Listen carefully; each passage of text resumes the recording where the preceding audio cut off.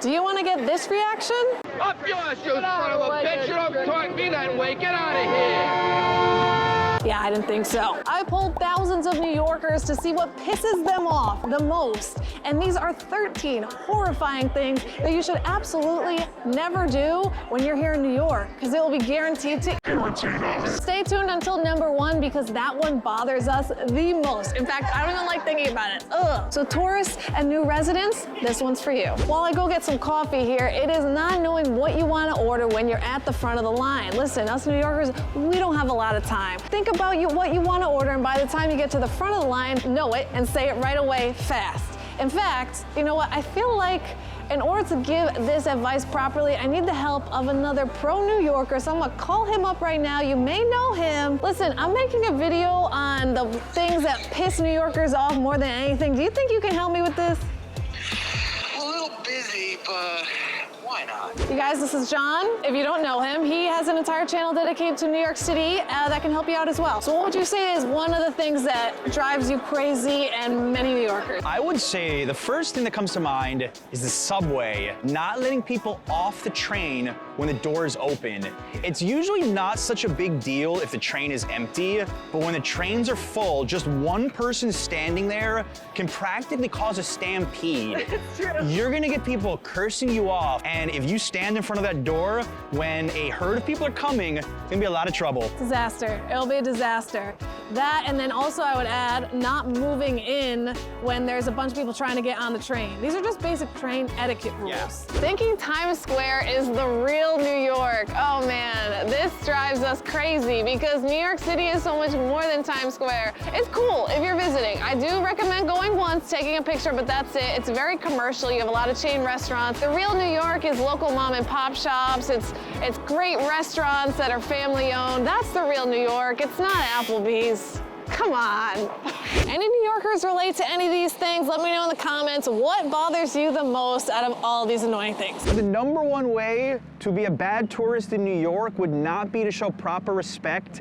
At this memorial right here, the reflecting pools, there is nothing worse than seeing tourists taking smiling selfies at a place where you need to show respect, where you need to show decorum, where you need to understand what happened here, especially for children and people who weren't born at that time. You should have the same respect here that you have when you're visiting a cemetery. Smiling photos, no way. Really take your time here. I hate to see that kind of behavior anytime I'm visiting, and the native New Yorkers will completely back me up on that one. This next one upsets us because we mainly feel bad for you, and that one is falling for the scams in Times Square. Unfortunately, because there's so many people in Times Square that don't know what things are supposed to be like, there's a lot of scamming happening, and I have multiple videos on this to prevent you from being scammed in Times Square. For example, on the other side of the camera, we have the CD guys.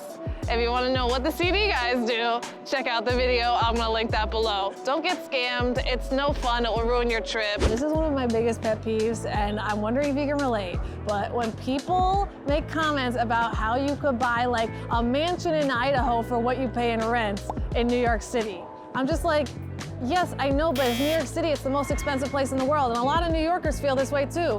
We know it's expensive. We're not happy about it, but we got to deal with it because that's the reality of the situation. And then we have access to all the amazing things that New York brings. I've heard Texas, I've heard Pennsylvania, I've heard every state I can get this for the money you're spending on rent. But I'll take it one step further. What I never really liked was when people start complaining about the cost of visiting here when you choose to stay in Times Square for a minimum of $300 a night, and you buy the expensive attraction passes and you go to all the observation decks and you do all the most touristy things. Of course, it's gonna cost a lot of money. It's gonna cost a lot of money in almost any world city to do that stuff. Totally, totally. There's so many ways to save money here. Both John and I have budget guides that I'll link below to help you save money. And a quick hack, by the way, instead of staying in Midtown, which literally every tourist stays in, most of them, not, I can't say literally all, but like the majority, stay in the outside boroughs. It's gonna be like a third or a fifth of the cost, and then you get the real New York. Another thing that drives us crazy is when you go to a chain restaurant like Olive Garden, instead of one of our amazing local restaurants like this one, Refinery Rooftop, we have 73 Michelin-starred restaurants here, so there's absolutely no reason why you should be going to Applebee's. You can go to Applebee's anywhere. winter. But you can't go to some of these unique, one-of-a-kind restaurants that we have here in New York. And if you need help with that, check out my food guides because I have tons of suggestions on that. This next one's a sore subject for a lot of travelers. Let's talk about tipping at restaurants or for tour guides or taxis, anything like that. The standard for New York City tipping is 20%. Yeah, I know, it's really high. But unfortunately, that's the reality, and that's because a lot of the wait staff get paid below minimum wage. The majority of their pay is actually through tips. It's a little more obvious here, but there's so many parts of Manhattan especially where there's bike lanes, and I'm telling you, these cyclists are gonna get so angry at you if you're standing in the bike lane when they're whizzing by trying to get somewhere quickly. So when you see markers like that, you need to know that people are going to be coming quicker than you can imagine. Some of the cyclists here are so fast. I have seen them very upset with tourists who just did not pay attention to it. Just look down. Here it's easy because it's clearly marked. Definitely something to be aware of. Not dressing correctly for winter and then complaining about it. Now listen, if you don't dress correctly, that's unfortunate. You're gonna be cold. You're outside a lot more in New York than you are anywhere else because you have to walk to and from destinations, and that's why it's very important to dress correctly. In the winter, I always wear a coat like this, a hat. I have an entire guide on how to dress correctly in winter so you're warm. What we don't wanna hear as New Yorkers is you wearing a hoodie and then complaining about how freezing it is, because it's your fault if you just wore a hoodie. Listen, I'm trying to warn you here. I'm trying to prevent you from getting frostbite. Watch my guide on how to dress for winter and all of your problems will be solved. Let's talk escalator etiquette in New York City. You want to stand on the right so that people can pass you on the left. Because a lot of people in New York are always in a hurry. Now I know this throws off people from certain countries like Australia where you stand on the left, pass on the right, but either way, never stand in the middle. Especially at subway stations, people are racing past you to catch a train. Just stay to the right, your life will be much easier. Bonus tip, especially if you're in a subway station, is if you're about to look for directions and you get off an escalator, don't stop right in the middle here. Like immediately pull off to the side and you clear a path and everybody's happy. Not knowing how to swipe your Metro card and then holding up the entire line. Luckily today we have Omni, which I'll show you about momentarily, but let's start with this if you get one of these. Quick tutorial. See this black bar? You want to face it towards you, okay? This shot costs $2.75.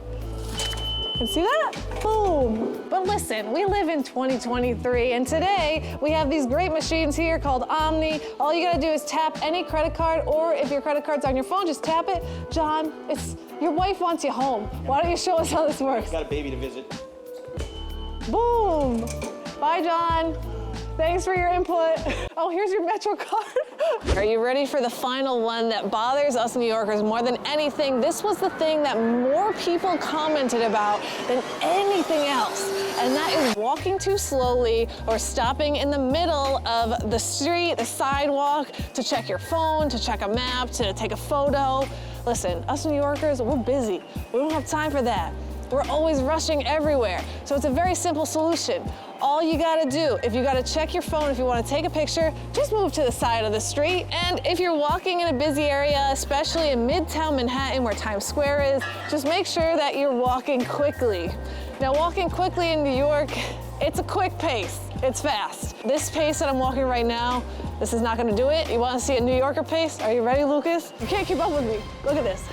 This is a New Yorker pace. Do you see this? I'm not even exaggerating right now. I don't know if this looks fast on camera, but this is the pace that I walk. And this is the pace most New Yorkers want you to walk. Stop walking so fast, I'm tired. I thought you were a real New Yorker, Lucas. Forget about it. I'm walking here. That's actually relevant. Play that clip. Hey, I'm walking here. I'm walking here. And a bonus tip for you. To not piss New Yorkers off, you gotta watch my video on 20 tips for visiting New York so that you have a good time. Check that one out next. Thanks for watching.